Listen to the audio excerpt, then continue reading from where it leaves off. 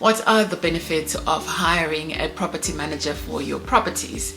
Now, what is a property manager? A property manager is someone that you put in charge to take care of all the issues. So let's say you have an issue with your boiler, the water is not running. That's the person that gets called out to fix those things if you're not there. Now, of course, you have owned this property or you've purchased this property and you think it's going to be easy to run this property, right? But it's not always that easy. So what tends to happen is you will have tenants, if you're renting it out, they will have to call you out if something goes wrong. So let's say the water is not running or there's a gas pipe that's broken, they have to call you out, and depending on where you are, you have to show up there and make sure you fix those items so that the place is habitable for the person. That is what a property manager is, and some companies are property managing companies that will have these people. Let's say I own a property in South Wales and I live somewhere far from that. I can hire a property manager to take care of things, because if someone called me out, I wouldn't be able to go out there, maybe because of the distance or just a busy schedule, for example. So if you are a remote owner, you will want to have a property manager. You also want to have a property manager if you have a larger portfolio. So if you have multiple properties, you can't be in a lot of places at the same time. I'm not saying all your properties will have issues, but sometimes some of these things are unforeseen and you do need to plan for them.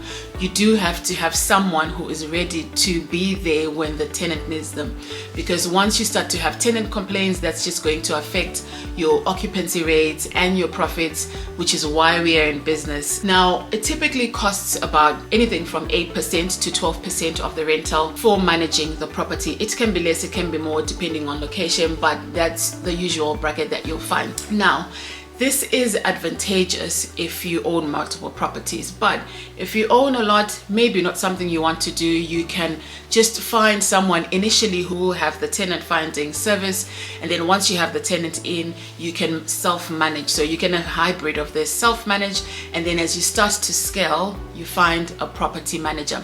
At some point as well, when your property portfolio is quite large, you might think about bringing this in-house. So let's say your property manager fees are going up to, let's say, about £4,000 a month.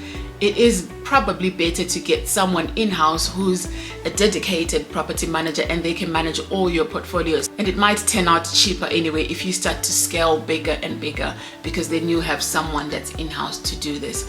So my advice is, if you want to free up your time, which is what we're trying to do so that we can scale our property portfolios, find a property manager. If you have one property, maybe just two, and you live close by, then yes, I'd recommend, maybe you want the experience, you can do that on your own. But as you start to grow your portfolio, consider hiring someone who's an expert. You don't need to go to the very big property management companies.